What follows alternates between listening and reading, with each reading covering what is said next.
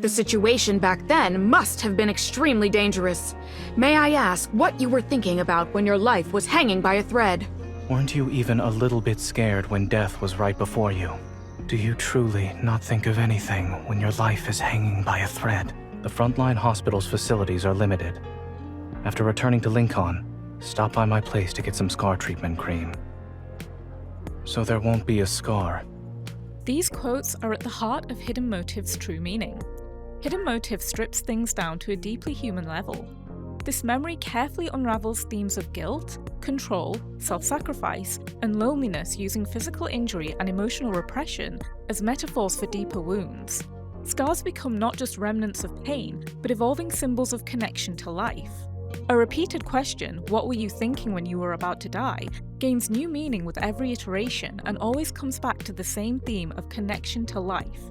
And in a powerful intimate role reversal in the story, MC becomes the one holding the razor, showing Zayn that it's safe to let go of control and suppression of emotions in the name of care. Here's a quick refresher of what happens in Hidden Motive. MC has been deployed to a dangerous zone located in a village to help stop a Wanderer attack. She has been wounded after saving a child from falling debris. She's in a frontline hospital with chaos all around her as medical teams and hunters rush about to tend to the injured. As she's slowly trying to stay conscious, a reporter approaches and tries to interview her. The reporter asks MC what she was thinking about in her last moments, and MC replies that she wasn't thinking about anything. Suddenly, as she is beginning to fall into unconsciousness, Zayn appears, tells the reporters the interview is over, and takes MC away to tend to her wound. As they talk, MC probes Zayn on why he's there, knowing his name was not on the medical team list. Zayn insists it was a coincidence that he was assigned to the same place as her. Later, the children at the hospital invite MC and Zayn to a farewell ceremony on a nearby hill. While there, Zayn asks MC the same question as the reporter, and she replies that she's scared of the loneliness of the moment and fears no one remembering her. As she tries to tell Zayn that she'd entrust her final words to him, he cuts her off and tells her to stop talking nonsense. MC then asks Zayn to take a photo of her wound. As he does, the lanterns rise to the sky and MC tells Zayn that they look beautiful. He replies that she's beautiful too. Later, MC falls asleep in Zayn's car, and he takes her to his place. She wakes up alone in his bed. She then receives a call from Grayson, who tells her what she already suspected, that Zayn purposefully volunteered to go to the most dangerous zone because he saw MC's name on the hunters list. After this, Zayn is working on his laptop and MC forces him to stop and starts to shave him as an act of care and to help him relax for just a moment. They share a physically intimate moment on Zayn's rocking chair. Later on, MC wakes in his arms and he asks her about the phone call. She tells him that she knows what he did and they openly speak about their feelings. Zayn asks her the question for a final time about what she might be thinking about when her life is hanging by a thread. MC promises Zayn that she won't leave without saying goodbye to him, nor will she think about anything other than Zayn to keep her going. At the beginning of the memory, the reporter asks MC the question, "What were you thinking when your life was hanging by a thread?" MC, barely conscious and covered in blood, is suddenly thrust into the spotlight. The setting strips MC of privacy. Her pain becomes content. The question is emotional, but the context is transactional. A public demand for vulnerability when she's barely conscious. MC's answer is telling. "I wasn't really thinking about anything." The emptiness of her response reveals just how deeply she has internalized the idea that her possible death leaves no room for reflection. Her injury becomes the moment that strips her defenses. She downplays it. "Me? I don't even have a scratch." Even as the blood on her forehead tells another story.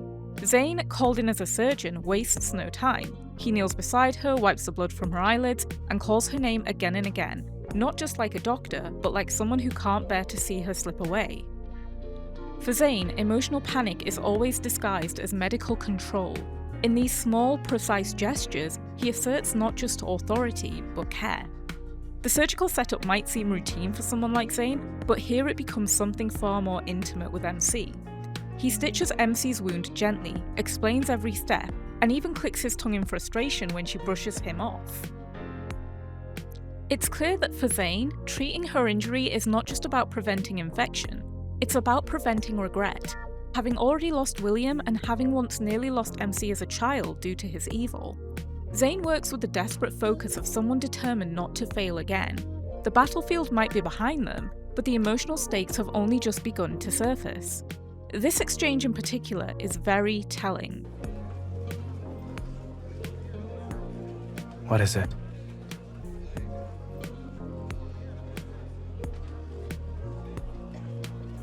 It's a coincidence.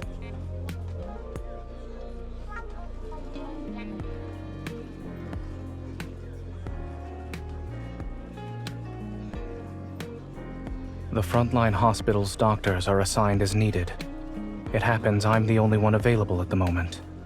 Don't question the hospital's decision.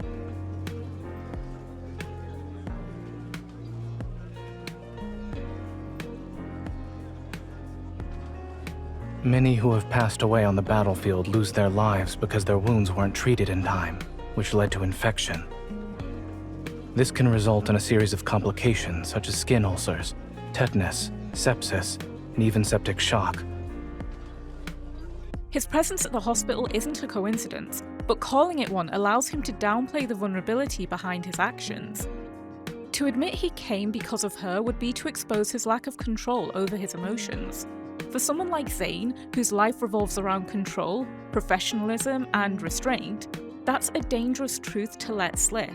Zayn has likely told himself he came for medical reasons, that he's here to do his job, but MC's simple observation threatens that story. Zayn also leans on the language of bureaucracy. Doctors are assigned as needed. He hides behind protocols and structure because it allows him to stay close to MC without admitting his motive. This is classic Zayn. If he can explain his feelings through logistics, he doesn't have to feel them out loud. MC pushes back, but she's not confronting him to shame him. She's asking because she already knows the answer, and she wants to see if he'll be brave enough to say it. But when Zayn feels cornered emotionally, Zayn pivots into a clinical explanation.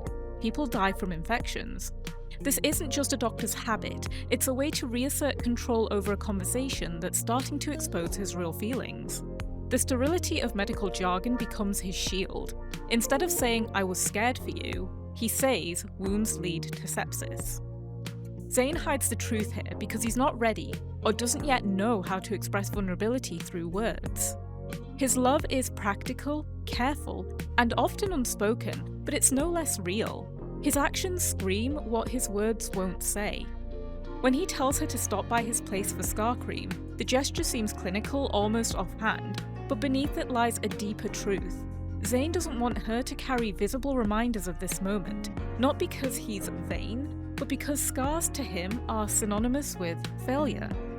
It's a small moment easily passed over, but it plants the seed for one of the memory's most powerful symbolic reversals. Where Zayn sees scars as signs of guilt, MC will come to see hers as proof of life. During the scene on the hill, as lanterns are being prepared to set sail in the sky, Zayn asks MC the question again. Weren't you even a little bit scared when death was right before you? It's the second time the question has been asked, but unlike the reporter's earlier spectacle, Zayn's version is intimate and personal. MC's reply is now total honesty. It's less fear and more loneliness. Dying silently and maybe never being found. Such a lonely thing scares me. She is not afraid of death in a conventional sense. She's afraid of dying without being known, remembered, or loved. This is the first moment she openly acknowledges emotional fragility, and it hits Zayn harder than anything else in the memory. She isn't just a fellow survivor, she's someone carrying the weight of invisibility in a world full of noise. As she continues, she begins to suggest that if she had died, she would have wanted Zayn to hear her final words. But Zayn cuts her off coldly. "I didn't come here to listen to your nonsense." The line, terse and defensive, hits a raw nerve. The implication of death, of her being gone, hits too close to Zayn's deepest fear. His response is not dismissive of her feelings, but of the idea that she might not have made it. It's a deflection, a wall thrown up to avoid confronting the terrifying truth, that he cares too much to even hear her speculate about dying. MC also realises that speaking casually about her own death to a man who spends his life trying to save lives would hurt him. So MC brushes her hair back and reveals her scar, the mark left from the very wound he treated. She smiles and asks him to take a picture before it fades. What she offers is not complaint or shame, it's proof that she lived and proof that he saved her. A reason to think back fondly on this moment. Zayn, typically so fixated on removing reminders of trauma, is visibly moved by this simple act. At this moment, he looks at her and sees her. When he finally replies, "Indeed. Very beautiful." it's clear that he's talking about her resilience and the pride she takes in having survived. This moment becomes one of the most emotionally transformative in the entire memory. Zayn, who has long viewed scars as signs of failure, of lives he couldn't save, people he couldn't protect, begins to see MC's scar through her eyes, as a symbol of survival. Her comfort in showing it challenges his belief that visible reminders of pain must be erased. And when he agrees to take the photo, he's not just documenting an injury, he's bearing witness to her story, to the fact that she lived, and that he, in some part, helped her live. The next morning, MC wakes up alone in Zayn's bed. It isn't until MC answers Grayson's unexpected call that the emotional tension seeded throughout the memory finally crests into clarity. Grayson says what Zayn himself has not been able to say, that Zayn changed his assignment to be near MC. He volunteered to go into the most dangerous zone simply because her name was on the list. In that moment, the hidden motive is named outright. Zayn's earlier evasions are recontextualized as a form of emotional self-protection. He couldn't tell her directly, because telling her would mean exposing the fear that had driven him there, the fear of losing her again. This is the Zayn who carries the weight of Mount Eternal, who still remembers the moment he almost killed MC as a child, and who now quietly sacrifices his own safety just to be nearby when she's hurt. His hidden motive was never about professionalism, it was always personal. We've seen this motive before in Zayn's 5-star memory, Snowy Serenity. When Zayn disappears into the Arctic during a raging metaflux storm, it is MC who risks her life to bring him back. That earlier memory parallels hidden motive in striking ways. Both memories begin with one of them unconscious or unreachable, and both center on the other's refusal to let them vanish into isolation. But where hidden motive sees Zayn braving danger to watch over MC, Snowy Serenity was about MC doing the same for him. Her rescue mission wasn't sanctioned, wasn't safe, and wasn't logical. It was driven by love. And Zayn, buried beneath ice and guilt, nearly pushed her away out of fear he might harm her again. When she refuses to let go, when her touch calms the ice itself, something shifts in him. When we were apart these past few days, I was always thinking about you. Whether or not you've been eating properly, taking care of yourself, and if you would be upset if we never saw each other again. You occupied my every thought. If I hadn't been missing you, perhaps I wouldn't have struggled to hold on until you found me. I need you. I have never denied that. It's just... it's not the kind of need you think it is. In Hidden Motive, Grayson names the care Zayn tries so hard to obscure. While Dr. Zayn doesn't say it, he cares a lot about you. For MC, this confirmation is everything. Her doubts finally settle. Zayn was speaking a language of devotion in acts of care, rather than declarations. Zayn's silence then is not absence, it's restraint. His love manifests not through confession, but through presence, of being nearby so that MC knows he'll always be there. He shows up, he works non-stop, he checks her bandages himself. He can't say, "I was scared," so instead he arranges the battlefield to be by her side. MC, who is just beginning to understand what it means to rest, now sees what care can look like from the other side. Not emotional distance, but emotional discipline, love lived out in vigilance. The call bridges a critical gap. She no longer has to guess how he feels. This knowledge gives her the space and the confidence to begin reciprocating. If Zayn's love is expressed in the quiet art of watching over her, then hers will be expressed in something just as intimate, helping him finally rest. What comes next, the gentle teasing, the joking search for his factory reset button, and the deeply personal act of shaving his face, marks a shift in who is doing the healing. For the first time, MC becomes the one holding the blade, the one in control, and the one offering care. This moment in the memory reveals a certain core truth for Zayn and MC's relationship, that love doesn't always announce itself. Sometimes it's concealed beneath professionalism and routine, but in the right light, it can be seen clearly for what it is. And once seen, it can finally be returned. No longer simply the one in need of care, MC begins to reflect that care back to Zayn. She tiptoes toward him as he works at his laptop, observing the quiet rhythm of his routine, coffee in one hand, work emails lighting up the screen. For a moment, she considers simply hugging him from behind, but instead, a thought bubbles up in her head. Do you ever feel tired, Zayn? She asks him, shouldn't we see where your factory reset button is? What she's doing, gently and deliberately, is pressing into the emotional boundaries Zayn has re-established. She's not asking for answers, she's checking, are you still here with me? And his response? I'm sorry to disappoint you, but I don't have such a thing.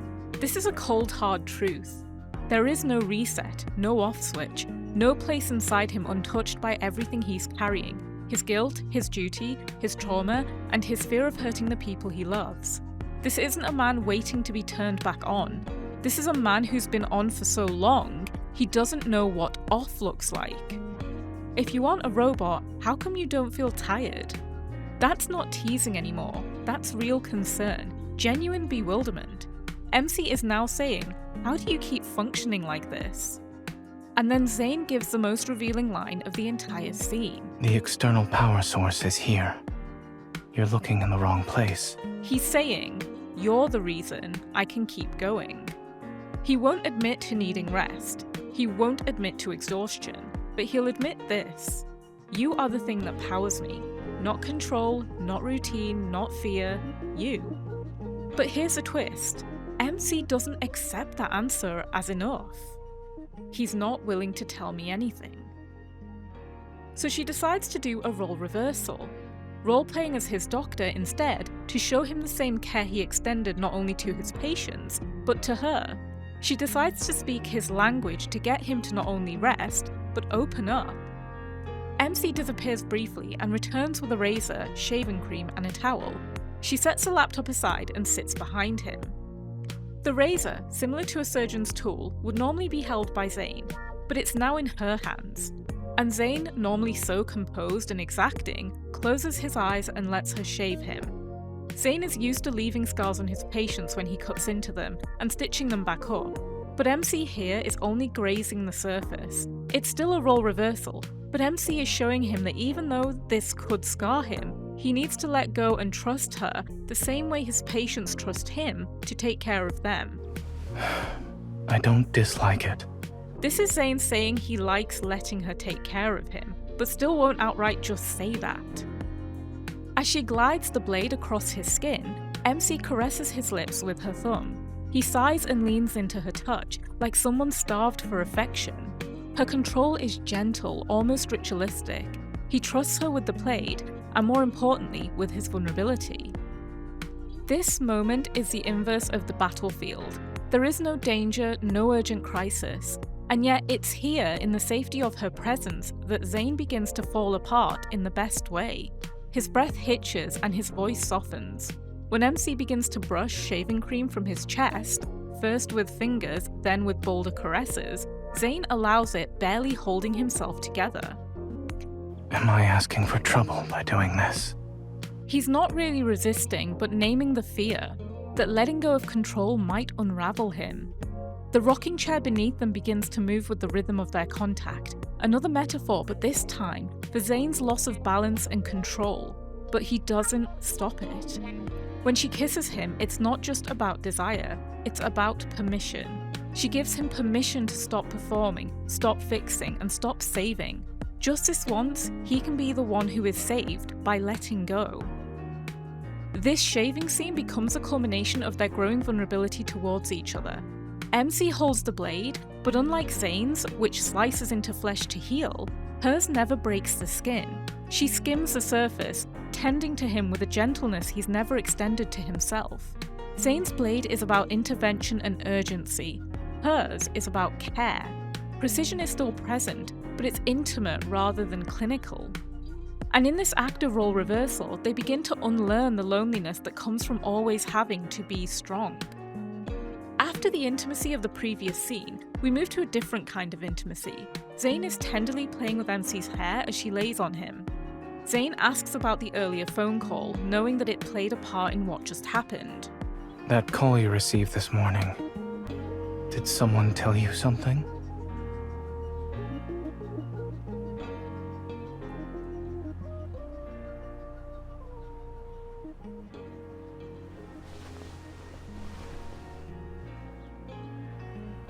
The individual you speak of wouldn't happen to also be named Zayn, would he? MC finally names the emotional repression at the heart of Zayn's actions. This isn't about him not caring, it's about the discomfort he feels in admitting care. MC is giving voice to the unspoken, that his motives, which were so opaque and clinical earlier, coincidences, assignments, were in fact rooted in love. And this is Zayn's first explicit acknowledgement of his feelings. It's the first time he steps into the emotional arena without evasion. You're not allowed to leave without saying goodbye next time. Zayn also brings up abandonment, but he couches it in terms of responsibility. His wound isn't that she left, it's that she might have left without him having the chance to say goodbye and express his love for her in what could have been close to her final moments. He wants to know that the last positive feeling she has came from him, that she knows that she was loved and deeply cared for. Zayn kisses MC's scar, and this becomes the emotional crux of Hidden Motive. Zayn, who once saw her scars as a mark of his failure, now kisses it as a mark of her survival and perhaps even of their survival. He no longer turns away from what he couldn't prevent. Instead, he recognizes it. It's a response to MC's earlier claim that it's not a big deal. But now it is, not because it disfigures her, but because it represents what they've both lived through. He doesn't erase the scar or cover it, he honors it the same way she did when she asked for a photo of it. Do you truly not think of anything when your life is hanging by a thread? This is the final time this question is asked. This time he needs to know, is there something, anything anchoring her to life? It's the same thing that happened in Snowy Serenity, where Zayn admitted thinking about MC was what kept him going. There's some hopefulness underneath the question, am I your anchor to life? Could I be the reason you keep holding on in your final moments? This is why he cut her off earlier when he asked previously. She spoke about final words, rather than a reason to keep living and holding on. And MC realizes this. She knows that Zayn's question isn't really about the moment before death. It's become a proxy for something deeper, more vulnerable, and harder to admit. She recognizes that Zayn is not asking for information, he's reaching out. He's trying in the only way he knows how, to ask if he's significant to her. To ask if he could be the reason she tries desperately in her final moments to cling to life, just as he told her in Snowy Serenity. At the hospital at the start of the memory, Zayne and MC had this exchange, which MC didn't understand at the time. They must be alive. But now she finally realizes what Zayn is asking of her. And so her response cuts straight to the core of what Zayn is really asking. I figured out what I can be thinking about. I should think about how to live my life to the fullest. I cup Zayn's cheek and look into the eyes that only reflect my gaze. Because in this world, there's someone who'll like me as long as I'm alive. In the end, healing doesn't mean erasing the wound. It means letting someone close enough to see it, touch it, and love it. Love here doesn't save them from getting hurt. It just means they won't face the next scar alone, whether it's on the skin or somewhere harder to reach.